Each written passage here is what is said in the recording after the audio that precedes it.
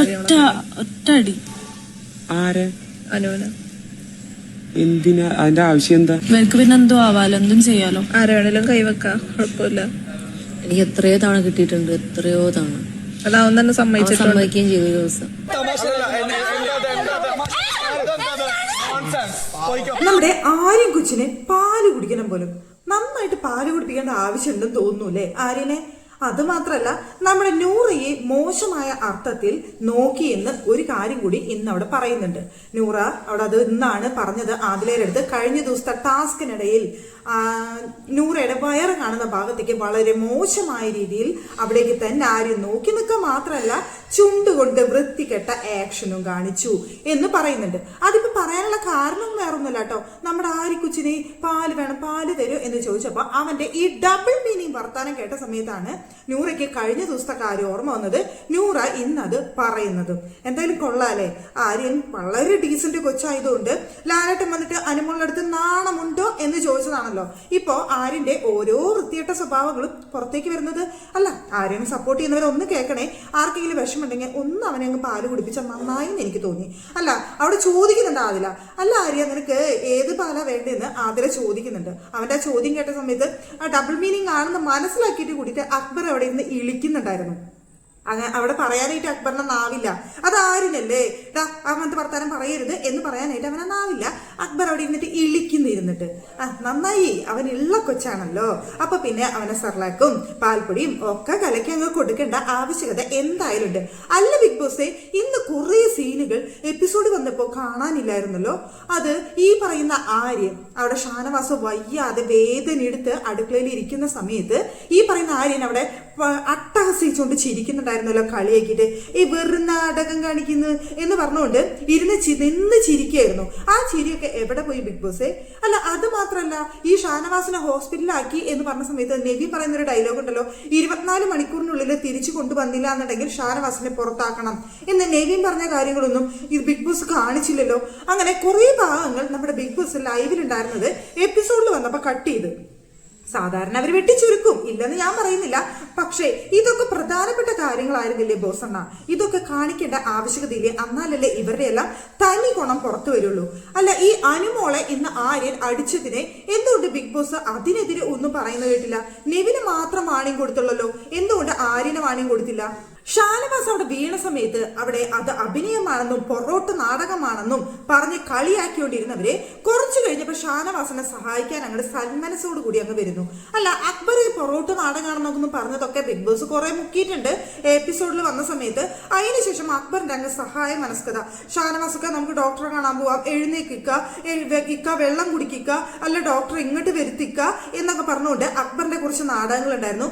അതിനുശേഷം കൺഫ്യൂഷൻ റൂമിലേക്ക് പിടിച്ചുകൊണ്ടുപോകാനായിട്ട് ആരുടെയും അക്ബറിന്റെയും ഒരു വരവ്.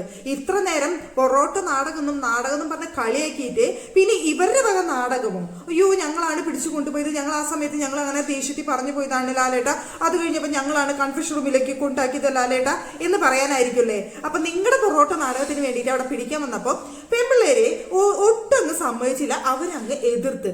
ആ സമയത്ത് ആര്യൻ അനുമോളെ പിടിച്ചിട്ട് നല്ല വീക്കുന്നുണ്ട്. അത് കൃത്യമായിട്ട് നമുക്ക് കാണാൻ സാധിക്കുന്നില്ല, പക്ഷെ അതിന്റെ ശബ്ദം പോലും ഇന്നത്തെ എപ്പിസോഡിൽ അത് കാണിച്ചിട്ടുണ്ട്.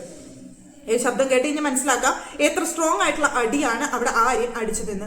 പിന്നീട് അവിടെ അനുമോളും ഇവരൊക്കെ ഇരിക്കുന്ന സമയത്ത് അവര് പറയുന്നുണ്ട് എത്ര സ്ട്രോങ് ആയിട്ടുള്ള അടിയാണ് അവ അടിച്ചത് എന്ന് പറയുന്നുണ്ട്. അപ്പോ അവർക്ക് എന്തുമാവാന്നുള്ള ആ തോന്നിവാസം ഇനിയെങ്കിലും ബിഗ് ബോസ് നിർത്തിയില്ല എന്നുണ്ടെങ്കിൽ പിന്നെ ഈ ഷോ മുന്നോട്ട് പോകുന്നതിൽ ഒരു കാര്യമില്ല. കാരണം അവരുടെ തോന്നിവാസത്തിന് വേണ്ടിയിട്ടുള്ള ഒരു ഷോ പോലെയാണ് മുന്നോട്ട് പോകുന്നത്. അക്ബർ, ആര്യൻ, നെവിൻ. ഇപ്പോഴും നെവിൻ ഇത്രയും വിഷയങ്ങൾ അവിടെ ഉണ്ടായിട്ട് ഇത്രയും വിഷയം അവിടെ ഉണ്ടായി. ഇപ്പൊ ഞാൻ പറയുന്ന വലിയൊരു ഫിസിക്കൽ അസോൾട്ട് അവിടെ നടന്നു എന്ന് നമുക്ക് പറയാൻ പറ്റില്ല. ഇപ്പൊ നെവിൻ അവിടെ പോയി അടിച്ചു ഇടിച്ചു ഒന്നും നമുക്ക് പറയാൻ പറ്റില്ല. പക്ഷേ ടോർച്ചർ ചെയ്യാവുന്നതിന്റെ മാക്സിമം ടോർച്ചർ ചെയ്തിട്ടാണ് അയാൾക്ക് അവിടെ അങ്ങനെ ഒരു അസുഖം വന്നത്. അതായത് അവിടെ ആ പാലിന്റെ ഇതും തൈരും ഇതൊന്നും ഒളിപ്പിച്ചു വെക്കേണ്ട ആവശ്യം അവർക്കില്ല. ഇവര് ബ്രേക്ക്ഫാസ്റ്റ് ഉണ്ടാക്കില്ല എന്നുണ്ടെങ്കിൽ വിശക്കുമ്പോൾ അവർക്ക് ബ്രേക്ക്ഫാസ്റ്റ് ഉണ്ടാക്കി കഴിച്ചേ പറ്റൂ. അപ്പൊ അവർ ഉണ്ടാക്കാൻ വന്ന സമയത്ത് ഇത് മുഴുവൻ മാറ്റി വെച്ചതുകൊണ്ടാണ് അവരത് ചോദിക്കാനും പിടിക്കാനും വന്ന സമയത്ത് ആ പാലിന്റെ ഇത് പൊട്ടിച്ച് ചീറ്റി ഷാനവാസിന്റെ മുഖത്തേക്ക് മുഴുവൻ ഒഴിച്ച് പിന്നെ ഷാനവാസ് അത് പിടിച്ചു വാങ്ങാൻ നോക്കിയ ദേഷ്യത്തിന് ഷാനവാസിന്റെ ദേഹത്തേക്ക് അത് വലിച്ചെറിഞ്ഞു. പെട്ടെന്ന് ഷാനവാസ് ഒന്ന് ഷോക്കായിരുന്നു. നിങ്ങൾ അത് ശ്രദ്ധിച്ചോ എന്നറിയില്ല. ആ പാല് പാക്കറ്റ് ഇങ്ങനെ പിടിച്ച് ചീറ്റുന്ന സമയത്ത് ആദ്യം പ്രതികരിച്ച ഷാനവാസ് പെട്ടെന്ന് അനങ്ങാതെ നിന്നു. അതെനിക്ക് തോന്നുന്നു എന്തോ അസ്വസ്ഥത ഫീൽ ചെയ്തുകൊണ്ടായിരിക്കണം ഷാനവാസ് പെട്ടെന്ന് അനങ്ങാതെ നിന്ന് ഒരു ഷോക്കേറ്റോടെ പെട്ടെന്ന് ഇങ്ങനെ നിൽക്കുന്ന ഒരു ഷാനവാസിനെ നമുക്ക് അവിടെ കാണാനായിട്ട് സാധിച്ചു. അതിനുശേഷമാണ് ഇവൻ ഈ പാലിന്റെ പാത്രം എടുത്തിട്ട് ദേഹത്തേക്ക് എറിയുന്നത്. ആ എറിയലിലാണ് പെട്ടെന്ന് ആ ഒരു ഇത് വന്ന് ആളവിടെ ഇരിക്കുന്നത്, ഷാനവാസ് അവിടെ ഇരിക്കുന്നത്. അപ്പോഴോ പെട്ടെന്നുണ്ടായിട്ടുള്ള ഒരു പെയിനോ എന്തോ ഒന്നാണ് ഷാനവാസിന് അവിടെ ഉണ്ടായത്. ഷാനവാസ് ഓക്കെ ആയിരുന്നു. കൺഫ്യൂഷൻ റൂമിൽ കുറെ നേരം ഡോക്ടർമാർ പരിശോധിച്ചെല്ലാം കഴിഞ്ഞപ്പോൾ ഷാനവാസ് ഓക്കെ ആയിരുന്നു. എന്നിരുന്നാൽ പോലും അവിടെ വെച്ച് അങ്ങനെ ഒരു സംഭവം ഉണ്ടായി കഴിഞ്ഞാൽ ഡോക്ടർ അടുത്ത് കൊണ്ടുപോകേണ്ടതും നിരീക്ഷണത്തിൽ കെടുത്തേണ്ടതും അവിടെ ബിഗ് ബോസിന്റെ ഉത്തരവാദിത്തമാണ്. ബിഗ് ബോസ് അതാണ് അത് ചെയ്തത്. കാര്യം ഇത്തിരി സീരിയസ് ആണ് എന്ന് തോന്നിയത് മാത്രമാണ് പിന്നീട് കൺഫ്യൂഷൻ റൂമിലേക്ക് വിളിച്ച് നിവിനെ വാണിംഗ് ചെയ്തത്. ആദ്യം ബിഗ് ബോസ് അവിടെ എല്ലാവരെയും ലിവിംഗ് റൂമിൽ ഇരുത്തിയിട്ട് വാണിംഗ് ചെയ്തതാണ്. എന്നിട്ട് പിന്നെ ഹോസ്പിറ്റലിൽ അഡ്മിറ്റ് ചെയ്യേണ്ട ഗതിയേട് വന്ന സമയത്താണ് ബിഗ് ബോസ് നെവിനെ വിളിച്ച് വാണിംഗ് ചെയ്തത്. അല്ലാന്നുണ്ടെങ്കിൽ ബിഗ് ബോസ് അത് കൂളായിട്ട് എടുത്തേനെ. അല്ല, ഞാൻ പറഞ്ഞു വന്നത് മറ്റൊന്നാണ്. എന്നിട്ടും താൻ കാരണം ഒരാൾക്ക് വയ്യാതെ വരികയും ഹോസ്പിറ്റൽ അഡ്മിറ്റ് ആവുകയും ചെയ്തിട്ട് നെവിൻ അവിടെ ഇരുന്ന് പറയാണ് ആ ഷോനവാസ് പറഞ്ഞ അവൻ വർത്തമാനാണ്. ആ ഷോനവാസ് വന്നിട്ട് ഇനി എനിക്കെതിരെ തിരിഞ്ഞു കഴിഞ്ഞാൽ എനിക്ക് പുറത്തേക്ക് പോകേണ്ടി വരുമല്ലോ, അപ്പൊ ഞാനിവിടെ ഡ്രസ്സ് മാറിയിരിക്കുകയാണ്, എന്റെ പെട്ടിയൊക്കെ ഞാൻ പാക്ക് ചെയ്തിട്ടുണ്ട് എന്ന് പറഞ്ഞിട്ട് അവിടെ ഇരുന്ന് വളരെ മോശമായിട്ട് സംസാരിക്കും. താൻ കാരണം ഇപ്പൊ നീ ഉപദ്രവിച്ചിരുന്നോ അടിച്ചു ഇടിച്ചു എന്നല്ല പ്രേക്ഷകർ പറഞ്ഞത്. എന്നിരുന്നാൽ പോലും നീ കാരണമാണ് ഒരാൾക്ക് വയ്യായ വന്നത്, ഒരാൾക്ക് അതും അറ്റാക്ക് വന്നിട്ടുള്ള ഒരു വ്യക്തി അവിടെ ഹോസ്പിറ്റലിൽ അഡ്മിറ്റ് ആയിട്ട് അവിടെ ഇരിക്കുന്ന സമയത്ത് ഒരു കുറ്റബോധം അവന്റെ മുഖത്ത് കാണാനായിട്ട് സാധിച്ചില്ല. ഈ പറയുന്ന നെവിന്റെ മുഖത്ത് ഒരു കുറ്റബോധം നമുക്ക് കാണാനായിട്ട് സാധിച്ചില്ല. ഇവനെയൊക്കെ ഏത് വകയിലാണ് മനുഷ്യജന്മത്തിൽ കണക്കൂട്ടാനായിട്ട് പറ്റുന്നത്? ഈ വീക്ക് എന്തായാലും ഷാനവാസിനെ കൊണ്ടുവന്നതിന് ശേഷം ഷാനവാസ് എനിക്ക് തോന്നുന്നു നെവിനെ പുറത്താക്കില്ല എന്ന് തന്നെയാണ് ഞാൻ വിചാരിക്കുന്നത്.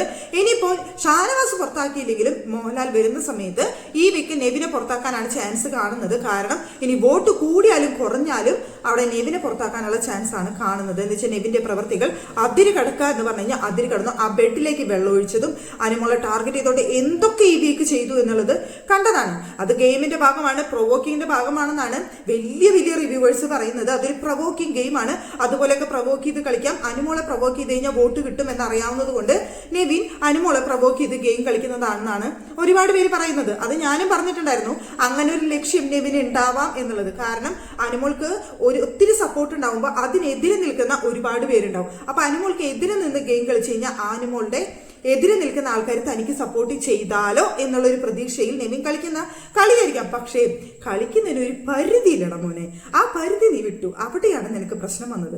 എന്നിട്ട് ഇപ്പൊ അനുമോളുടെ അടുത്തുള്ളതൊക്കെ മാറ്റി നിർത്തി കഴിഞ്ഞാൽ ഇന്ന് ഷാനവാസിന്റെ അടുത്ത് ചെയ്തതല്ല, ചെയ്ത് കഴിഞ്ഞതിന് ശേഷം നീ പറഞ്ഞ വർത്തമാനം അതൊരിക്കലും ക്ഷമ അർഹിക്കുന്ന കാര്യമല്ല കുട്ടി.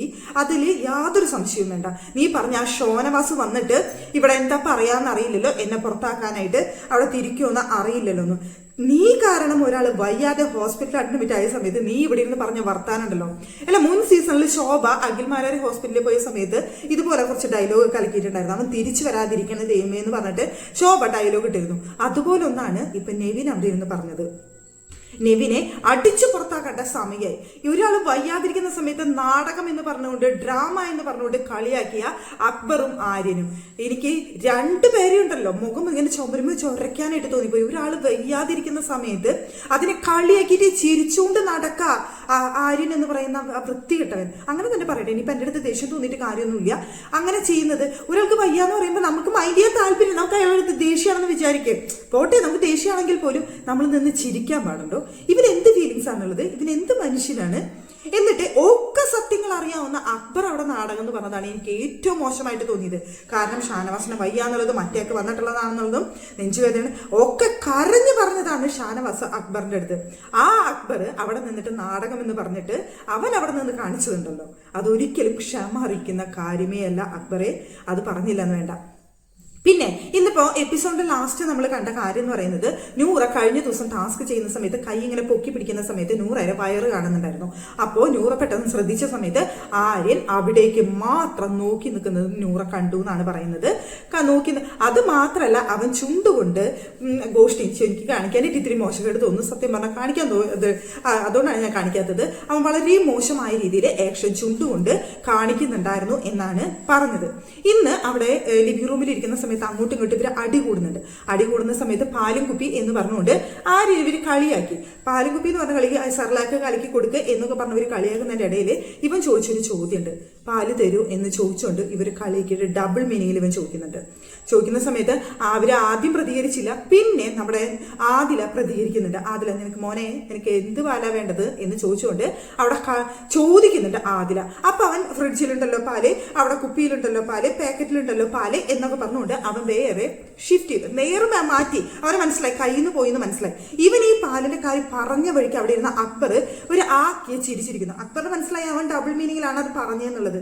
ഈ ഷോയൊക്കെ പിള്ളേരും എല്ലാവരും കാണുന്ന ഒരു ഷോയാണ്. ഇരുന്ന് സംസാരിക്കുന്ന ഒരു രീതിയാണ്. ചെക്കൻ 10-23 വയസ്സായുള്ളൂ എന്ന് പറയുന്നത്. അവന്റെ നാവും അവന്റെ സ്വഭാവവും അവന്റെ കയ്യിലിരിപ്പുണ്ടല്ലോ മഹാവൃത്തികെട്ടത്. 23 വയസ്സുള്ള ഒരു വ്യക്തി ചെയ്യുന്ന സംസാര രീതിയും കാര്യങ്ങളാണ് അവൻ അവിടെ ചെയ്യുന്നത്, അവൻ കാണിക്കുന്നത്. ഇന്നത്തെ ഇപ്പൊ ടാസ്ക് തന്നെ നിങ്ങൾ എടുത്തു നോക്ക്.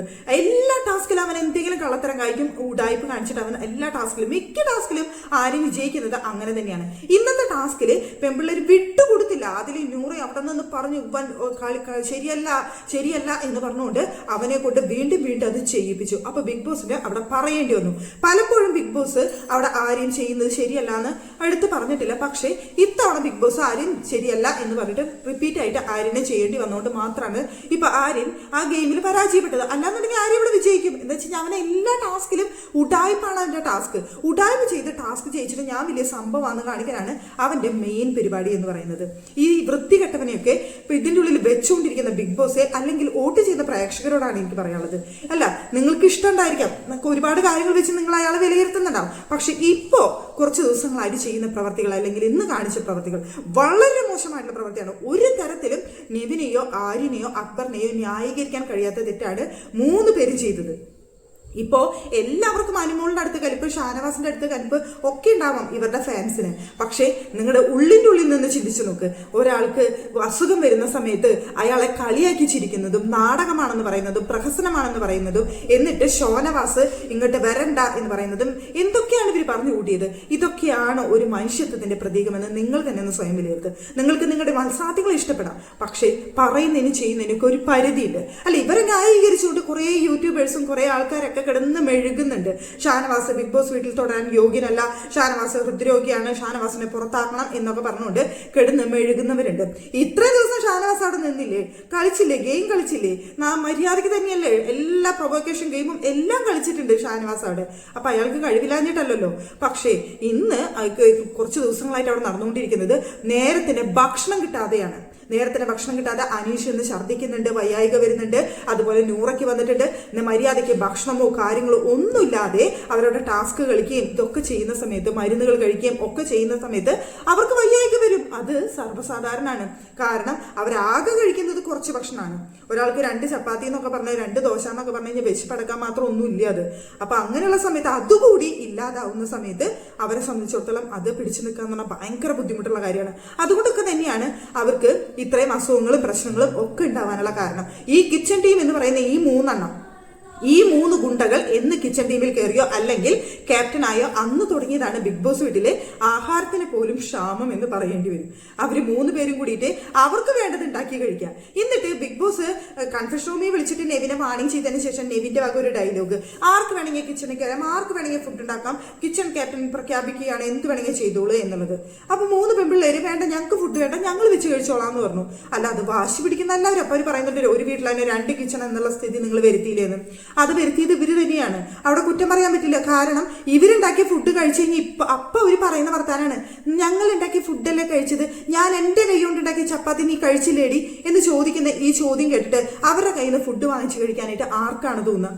നിങ്ങൾ തന്നെ ഒന്ന് ചിന്തിച്ചു നോക്ക്. ആ വർത്തമാനം ചോദിച്ചു കഴിഞ്ഞാൽ പിന്നെ നമുക്ക് അവരെ ഇന്ന് വാങ്ങിച്ചു കഴിക്കാൻ തോന്നും. അതുകൊണ്ട് അവർ വേണ്ടാന്ന് പറഞ്ഞാൽ അവർ വേറെ ഉണ്ടാക്കി കഴിച്ചു. അവിടെ 2 കിച്ചൺ ആക്കിയെന്നോ എന്ത് പറഞ്ഞാലും അതിലിപ്പോ ഒന്നും പറയാൻ നമുക്ക് നിവൃത്തിയില്ല.